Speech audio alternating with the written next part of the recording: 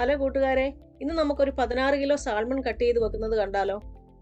അപ്പോൾ അതിനായിട്ട് നമ്മൾ 2 സാൽമണാണ് എടുത്ത് വെച്ചിരിക്കുന്നത്.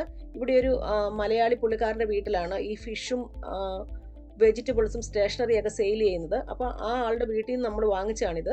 അപ്പോൾ ഇതുപോലുള്ള ബോക്സുകളിലാണ് ഐസോട് കൂടി തന്നെ ഈ സാൽമൺ നമുക്ക് കിട്ടുന്നത്. ഇത് നോർവേജിയൻ സാൽമണാണ്. അപ്പോൾ ഇത് നമ്മൾ ഈ വെട്ടുന്ന കത്തി നാട്ടിൽ നിന്ന് കൊണ്ടുവന്നിരിക്കുന്ന കത്തിയാണ്. ഇതൊരു ഹാർഡായിട്ടുള്ള കത്തിയാണ്. നമുക്ക് ഇങ്ങനെയുള്ള വലിയ മീനുകളൊക്കെ കട്ട് ചെയ്യാനായിട്ട് നമുക്ക് ഈ കത്തി നല്ല വശമാണ്. അതുപോലെ ഈ മീൻ വെട്ടാനായിട്ട് നമ്മൾ ഒത്തിരി ആയുധങ്ങൾ ഉപയോഗിച്ചിട്ടുണ്ട്. കാരണം അതിൻ്റെ വാല് വെട്ടാൻ ഒരെണ്ണം, അത് കട്ട് ചെയ്യാൻ വേറൊരെണ്ണം, ചെമ്പല് കളയാൻ വേറൊരെണ്ണം. അപ്പോൾ അതുപോലെ ഞാൻ എല്ലാ കത്തികളും നിങ്ങളെ കാണിക്കാം. എല്ലാ കത്തികളും തന്നെ നമ്മൾ ഇവിടുന്ന് വാങ്ങിച്ച കത്തി ഒന്നുമില്ല, എല്ലാം നാട്ടിൽ നിന്ന് കൊണ്ടുവന്ന കത്തികൾ തന്നെയാണ്. അപ്പോൾ ഈ ഒരു കത്തിയാണ് ചെമ്പല് കളയാനായിട്ട് ഉപയോഗിച്ചിരിക്കുന്നത്. ഇതുപോലെ നമ്മൾ ചെതമ്പൽ കളഞ്ഞ് കട്ട് ചെയ്ത് ഫ്രീസറിലാക്കി വെക്കുകയാണ് ചെയ്യാറ്. ഇതിനകത്ത് നമ്മുടെ ഫിഷിൻ്റെ കുടലും പണ്ടവും പടലവും ഒന്നും ഇല്ലാതെ തന്നെയാണ് അത് വരുന്നത്. ചെകിളിയൊക്കെ ഉണ്ട്, പക്ഷേ പണ്ടും പടലവും ഒന്നുമില്ല. അപ്പം ഈ മീന് തിരിച്ചിട്ടിട്ട് ഇതുപോലെ കട്ട് ചെയ്യുന്നുണ്ട്. അപ്പം നമ്മൾ വലിയ മീൻ വാങ്ങിച്ചാൽ, വലിയ സാൽമൺ വാങ്ങിച്ചാൽ അതിന് നല്ല നെയ്യുണ്ടെന്നാണ് പറയുന്നത്. മറ്റേ ചെറിയ മീനിന് കളറും കുറവാണ്, നെയ്യും കുറവാണ്. ഇതുപോലുള്ള ഒരു 7-8 കിലോയുടെയൊക്കെ മീൻ വാങ്ങിച്ചാൽ അതിനകത്ത് നല്ല നെയ്യാണ്. കണ്ടോ, ഇതിൻ്റെ അകം കണ്ടോ, ഇതിനകത്ത് ഞാൻ പറഞ്ഞില്ലേ പണ്ടവും പടലവും ഒന്നുമില്ല. പിന്നെ നമ്മൾ ഇതിൻ്റെ ചിറകുകളും വാലും മുറിച്ച് കളയുന്നുണ്ട്. അതിനായിട്ടൊരു ബ്ലാക്ക് ഫിഷ് കട്ടർ, അതും നാട്ടിൽ നിന്ന് നമ്മൾ കൊണ്ടുവന്നതാണ്. അത് ആദ്യം ബ്ലാക്ക് ഉപയോഗിച്ചു, പിന്നെ അതുകൊണ്ട് കട്ട് ചെയ്യുന്നില്ല എന്ന് കണ്ടപ്പോൾ ഒരു പച്ച സിസർ ഉണ്ടായിരുന്നു നമ്മുടെ കയ്യിൽ, അതുകൊണ്ട് കട്ട് ചെയ്തു. പിന്നെ ഇവിടെ കിടക്കുന്ന ഒരു വലിയ കത്തി കണ്ടോ നിങ്ങൾ? ഈ കത്തി നമ്മൾ യു എയിൽ നിന്ന് വാങ്ങിച്ച കത്തിയാണ്. പിന്നെ ഒരു ബ്ലേഡ് പോലത്തെ കത്തി കിടക്കുന്നുണ്ട്, അത് നമ്മൾ നാട്ടിൽ നിന്ന് നമ്മുടെ കൊല്ലനെ കൊണ്ട് പണിയിപ്പിച്ച ഒരു കത്തിയാണത്. അപ്പോൾ ഞാൻ പറഞ്ഞില്ലേ ഒത്തിരി ആയുധങ്ങൾ ഇതിന് ഉപയോഗിച്ചിട്ടുണ്ട് കട്ട് ചെയ്യാനായിട്ട്.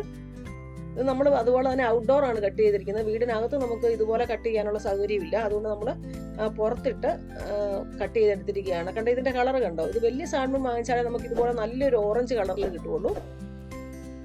അപ്പോൾ ഈ കട്ട് ചെയ്യാൻ ഉപയോഗിച്ചിരിക്കുന്ന കത്തിയാണ് ഞാൻ പറഞ്ഞത് നാട്ടിൽ നിന്ന് പണിയിപ്പിച്ച കത്തിയാണെന്ന്.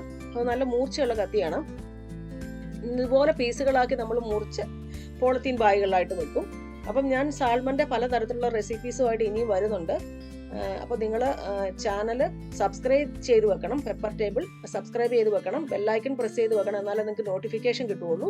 അപ്പോൾ ഞാനിനി ഉണ്ടാക്കുന്ന എല്ലാ സാൽമൻ്റെ റെസിപ്പീസും നിങ്ങൾക്ക് കാണാനായിട്ട് വരും. ഞാൻ ഇതിനു മുമ്പ് ഒരു സാൽമൻ്റെ ഒരു കുടംപുളിയിട്ട മീൻകറി ഞാൻ വെച്ചിട്ടുണ്ട്, അത് നിങ്ങൾ കാണണം. അതുപോലെ തന്നെ ഇതിൻ്റെ ചെകിള കണ്ടോ? പണ്ടവും പടലവും ഒക്കെ എടുത്ത് കളഞ്ഞാലും ചെകിള ഇവിടെ തന്നെ ഉണ്ട്.